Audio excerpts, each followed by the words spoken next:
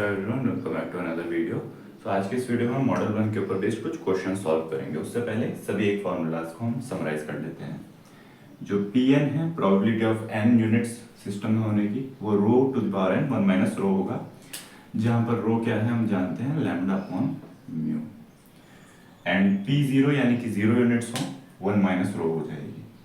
Probability Q size greater than equal to n, यानी कि अगर मान लीजिए आपको कह दिया जाए कि Q की लेंथ कम से कम 10 होनी चाहिए या कम से कम 5 होनी चाहिए, so greater than equal to 5 greater than equal to 10 के लिए कुछ इस तरीके से आएगी हमारे पास। Then expected length of system, यानी कि जो टोटल नंबर ऑफ यूनिट्स हैं सिस्टम में including those who are taking the service, वो हमारे पास रो अपॉन 1 माइनस रो रहेगी। एंड EWS जो है वो रिलेटेड होता है ELS से, यानी कि वेटिंग टाइम इन सिस्टम वो होता है 1 upon lambda one upon lambda ELS। सो वहां से हमें ये सिंपली मिल जाएगा। देन ELQ यानी कि एक्सपेक्टेड लेंथ ऑफ Q, यानी कि जो टोटल नंबर ऑफ यूनिट जो है वो Q में वेट कर रहे हैं, जिनको हमने एक्सक्लूड किया है, जो सर्विस ले रहे हैं। ऑलराइट, यानी कि अगर 10 है और अगर एक जना सर्विस ले रहा है तो हम 9 यहाँ पर Q लेंथ ले रहे हैं। सो रो स्क्वायर अपॉन 1 माइनस रो रहेगी ये। एंड EWQ जो होगा वो क्या हो जाएगा, rho upon mu 1 minus row. And ये रिलेटेड होता है ELQ से 1 अपॉन लैम्डा ELQ की हेल्प से। देन L ग्रेटर देन 0, यानी कि जो हमारी एक्सपेक्टेड लेंथ ऑफ Q है गिवन Q हमेशा ग्रेटर देन 0 रहे। ऑलराइट, कि कभी भी इक्वल टू 0 नहीं हो, तो ऐसे केस में जो प्रोबेबिलिटी रहेगी उसकी हेल्प से एक्सपेक्टेड जो Q लेंथ है ऑलवेज ग्रेटर देन 0, वो 1 अपॉन 1 माइनस रो रहेगी। यहाँ पर वो केस इंक्लूडेड है जहां पर 0 भी हो सकती है, बट यहाँ पर कभी 0 नहीं होगी। हम वो केस ले रहे हैं कि हमेशा ग्रेटर देन 0 रहे, ऐसी प्रोबेबिलिटी कितनी रहेगी। सो ये एक्सपेक्टेड लेंथ उस टाइम रहेगी हमारे पास। ऑलराइट, एंड आपस में ये रिलेटेड होते ही हैं, हम जानते हैं। EWS एंड EWQ का तो हम यहाँ से रिलेशन लिख ही चुके हैं ELS एंड ELQ से। इसके अलावा हम ये भी जानते हैं EWS जो होता है वो EWQ प्लस 1 अपॉन म्यू के इक्वल होता है। सो हो सकता है आपको ये फॉर्मूला याद ना हो, बट ये फॉर्मूला याद हो तो आप इजीली डिटरमाइन कर सकते हैं।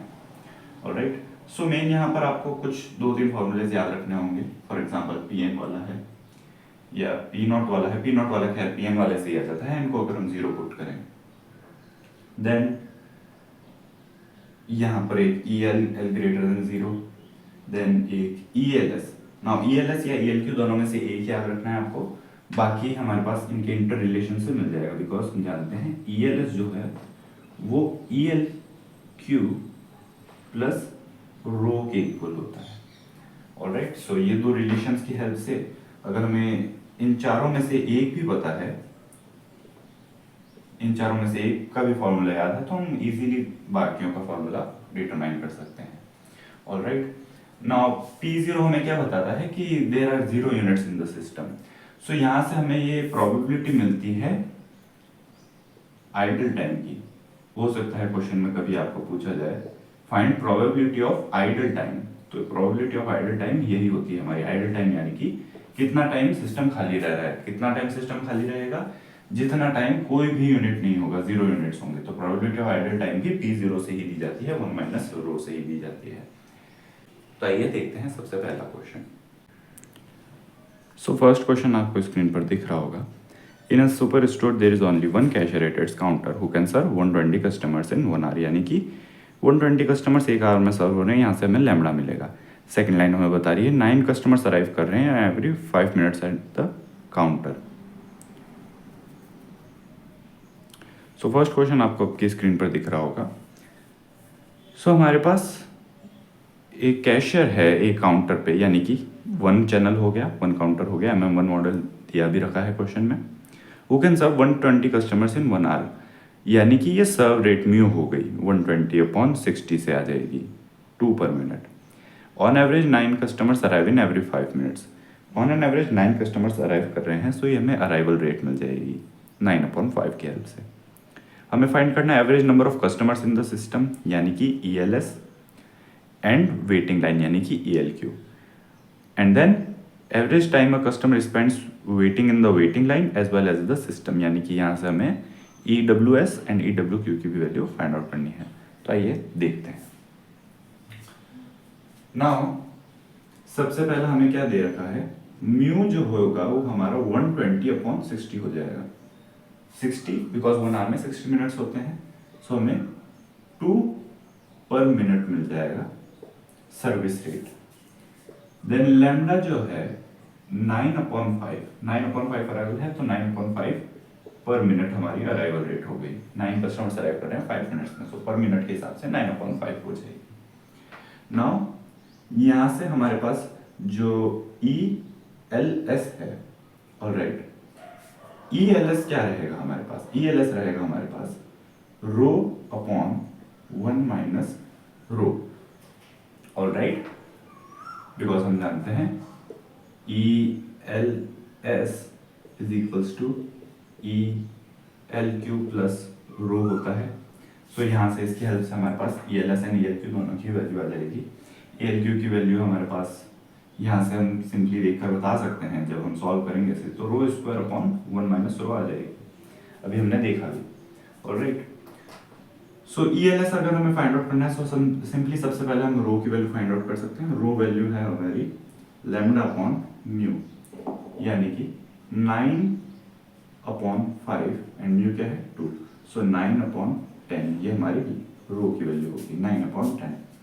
सो ELS क्या मिलेगा हमें 9/10/1 माइनस 9/10, 10 माइनस 9 यानी कि 1/10, सो 9/10/1/10, सो हमें 9 मिला ELS की वैल्यू।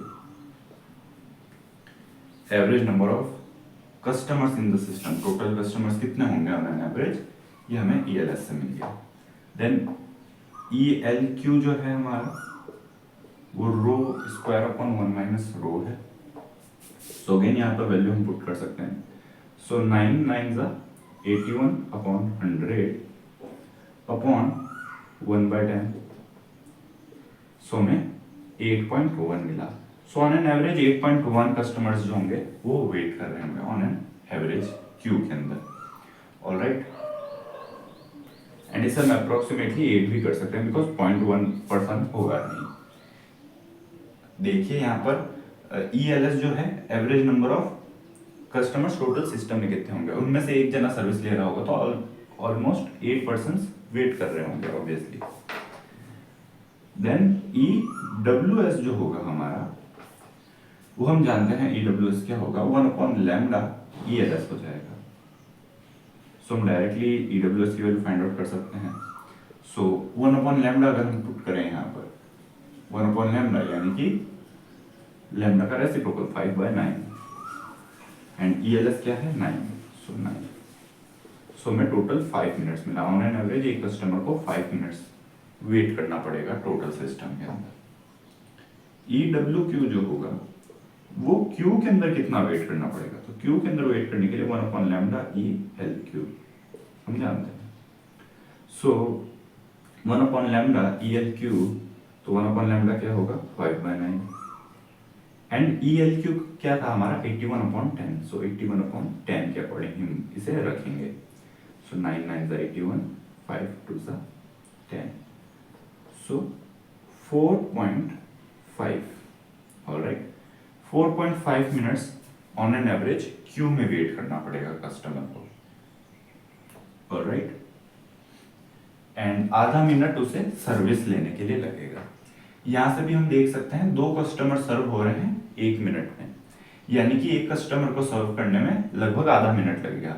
सो आप देख सकते हैं सभी जो हमारे पास क्वांटिटीज आ रही हैं वो आपस में रिलेटेड भी है, ऑलराइट। ना ये देखते हैं सेकंड क्वेश्चन।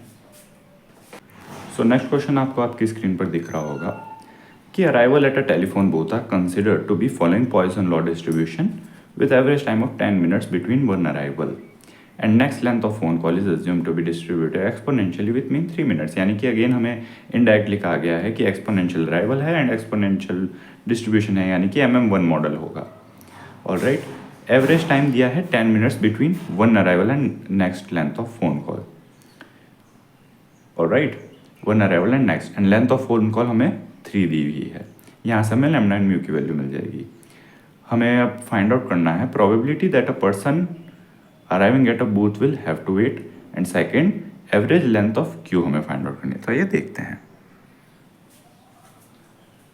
सो हमारे पास यहाँ पर इस बार